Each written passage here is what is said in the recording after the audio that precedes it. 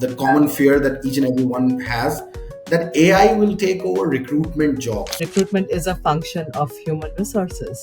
So you cannot take human out of the human resources function. I always feel it's never AI versus recruiter, it's AI plus recruiter.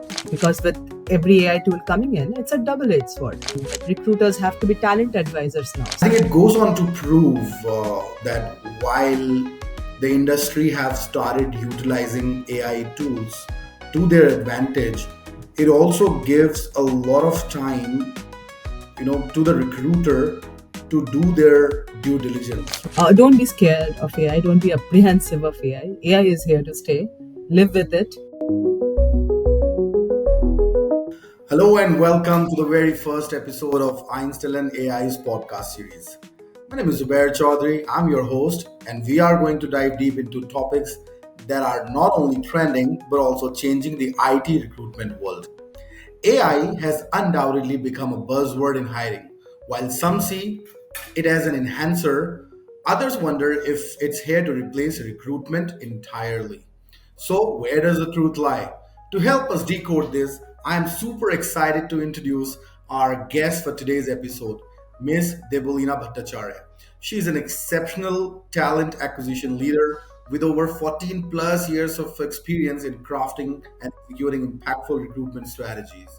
As a senior manager TA in reputable company, she seamlessly aligns hiring with business objectives, attracting top talent to drive growth and innovation.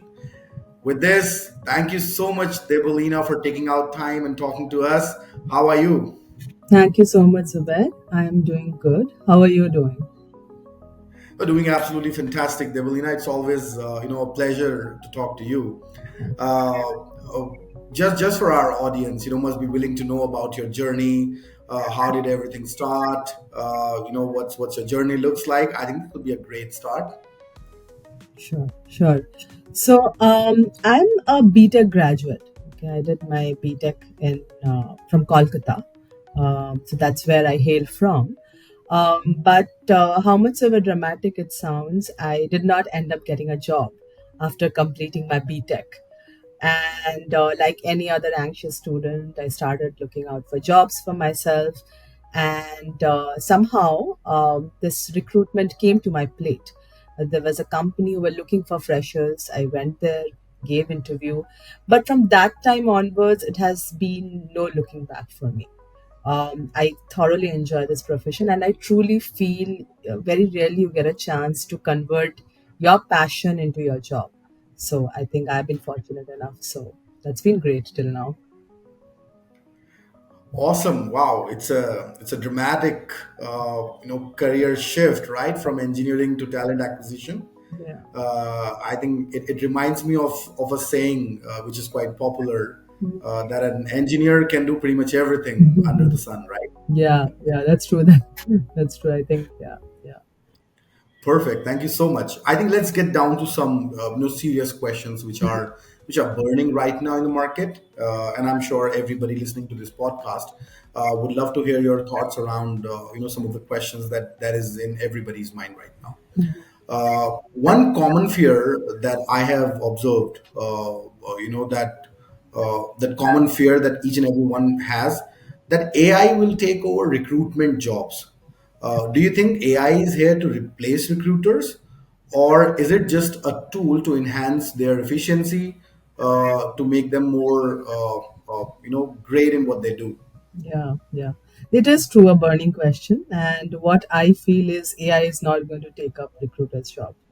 Okay, it will definitely help in getting certain mundane regular tasks of a recruiter done way more efficiently.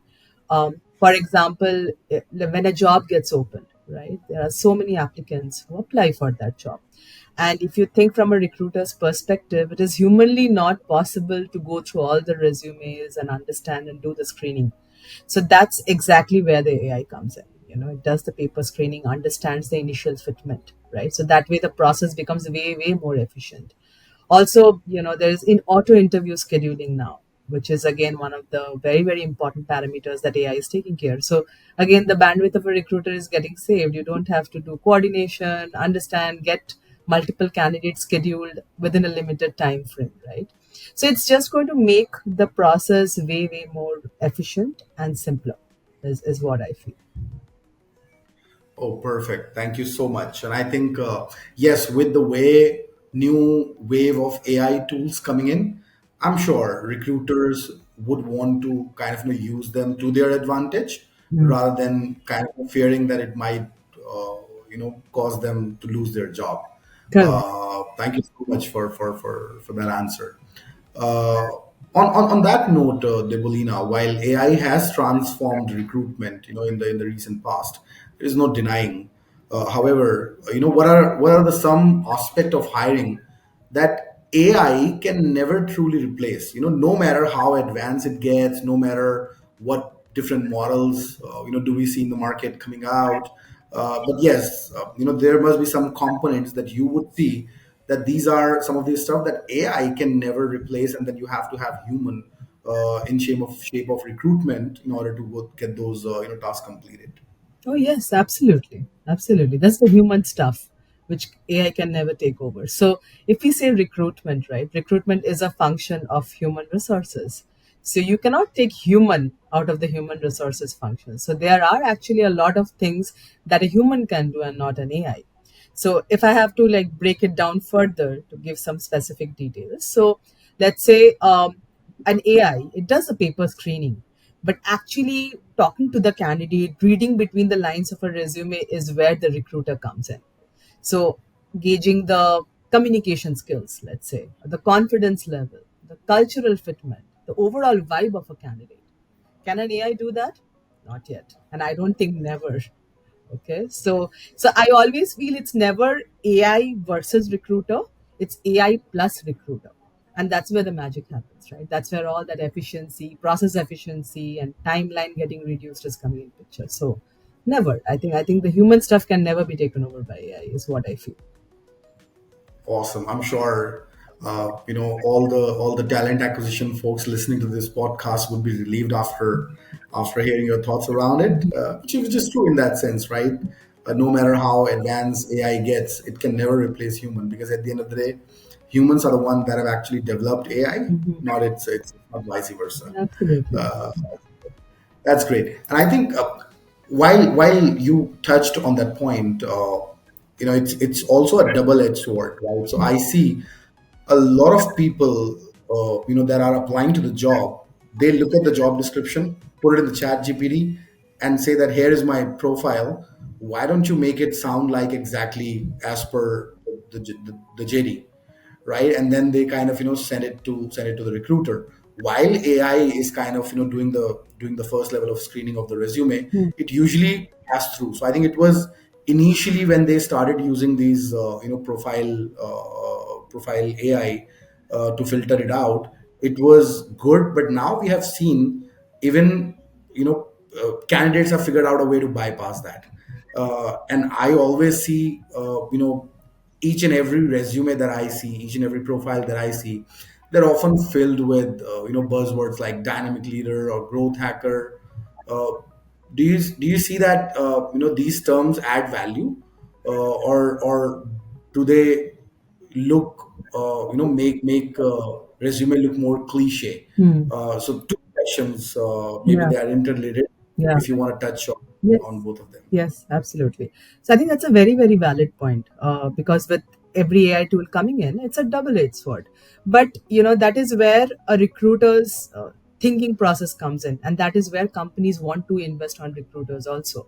That rather than doing the mundane jobs of screening and doing the initial screening and interview coordination, you become more of talent advisors to business, right? So if I have to talk upon like one simple strategy to see or understand that this resume is a chat GPT version and how can I validate that, you go to the LinkedIn profile. Okay, social media should be used at sometimes at our benefit also, and link what better than LinkedIn? It's one of the most professional job portal social media platforms we have. So you go through that profile, you look at the person's certifications, if he or she has done anything, look at the recommendations. You cannot forge that, right? That comes from your, what is the credibility you have built up in your career. So I think definitely LinkedIn can act as one of the good sources. Also, as I was saying, that recruiters have to be talent advisors now. So you do your research when you see flashy words, flashy designations. You do your research on that company and try to understand what kind of hierarchies exist in that company. You should leverage that to your benefit and get information about different companies, targeted companies, which we say as a very common term in recruitment. Get information, and that's how you validate and understand that whatever information the person has mentioned in their resume, is it the right one or is just an AI generated one? So there are multiple ways. I just give you two instances. There are multiple ways that you can actually get that information and understand that whether it's a actual one or whether it's just a AI generated resume. Okay, so that I think Wow. first question's answer. Yeah. Yes. And if I talk about the buzzwords that you mentioned, right? If you ask me personally, I don't think that adds much of value. But again, it's an individual choice. It's your resume. If you want to add it, please back it up with data. Okay, whatever you have worked on. Let's say I'm assuming if you're a leader, that means you come with certain amount of experience. So let's say an engineering manager, right? So you can say that I have managed so many projects in this tenure, and these were the responsibilities I had to cater to. So many projects ramp up I had to manage. So this is how I did my workforce planning. This is how I developed the efficiency. These were the timelines. So back it up with data. Okay, that is how that term which we are saying, dynamic leader or thought provoking leader, that will make sense to a recruiter when he or she is talking to you. No, perfect. I think I loved your answer, Debolina. Thank you so much for that. And I think it goes on to prove that while the industry have started utilizing AI tools to their advantage, it also gives a lot of time, to the recruiter to do their due diligence, Yeah. right? For example, you said that why don't you go on their LinkedIn and look at what this guy is up to, Yeah.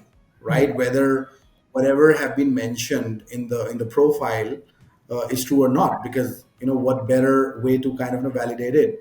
And this can only be possible when they have time where some of the repeated tasks are being taken over by AI, which gives them enough time to, whether you talk about build the repo, do their due diligence, and I think, yeah, that's exactly what TA is supposed to be doing. So loved your answer on that, Debolina. Thank you so much. Perfect. On that note, I think while AI is in trend right now, uh, do you think that smaller companies and startups, benefits from AI in recruitment, or is it more effective in larger enterprises like with high Hmm. volume hiring? Hmm. Do you think that it's a volume game or it's an efficiency game, and where does the weight lie? Yeah, I think that's a very good question. So I personally feel that AI can be leveraged in both the type of companies, whether it's a startup or whether it's a big scale organization. It's just that the only difference would be a bigger organization can use the full suite of AIs, okay, which I think cannot be possible in startups, right? Because they are kind of building up. They're still kind of setting up their footprint. Some companies might have already done that, but they're still yet to go down that way, which a bigger organization might have already done it. So I think for them it's more about the aspects like automated outreach, right? You don't have to wait and do it manually. You can do it in an automated way. Or let's say doing great JDs, coming up with great JDs. That's also one of the ways that AI can be leveraged, right? And again, we already spoke about initial screening, so that always is there. So all these aspects are where the startups will play right now, right? And that actually helps in saving a lot of time. Okay, and that will help their profit process efficiency become much more better, right? So for bigger organizations it's more about the scale, because they already have things set up, they just have to improve the efficiency more. So the scaling part comes for them. But for startups it's the basic initial tasks where you don't want to spend that much amount of time and get the things going as quickly as possible. So it's there for both the set of companies. It's just the utilization way is slightly different, is what I feel. Oh, fantastic. I think thank you so much for that answer.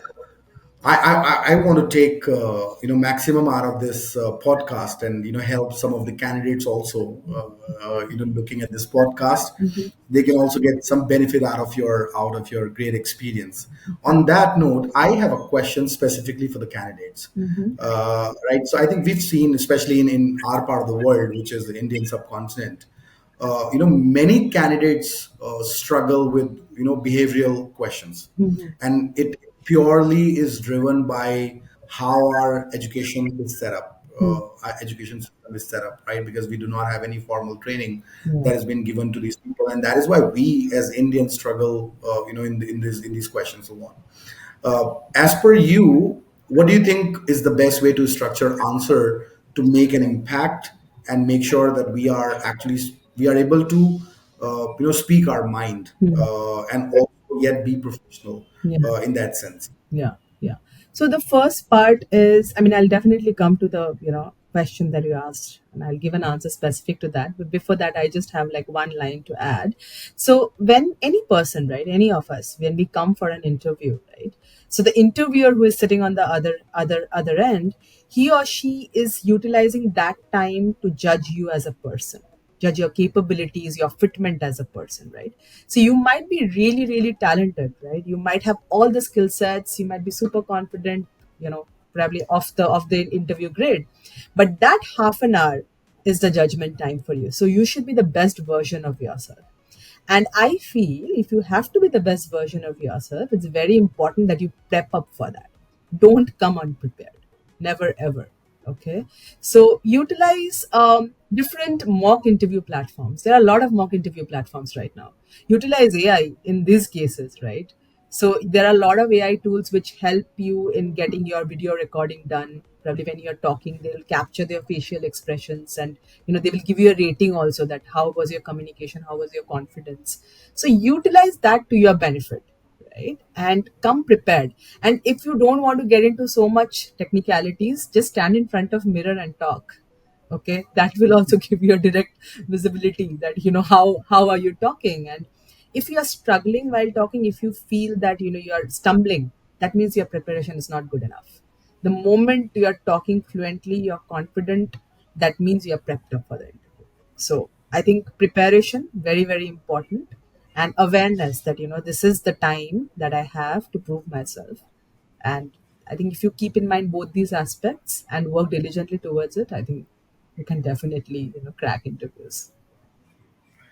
Perfect. I think I love this answer because this actually is my personal experience as well, Devil, right? So when I started my career, I used to practice my interviews a lot, right? I used to spend hours and hours standing in front of the mirror, talk to myself. My entire family used to call me crazy, right? They used to say that, this guy, I don't know what he's up to. He's lost his mind.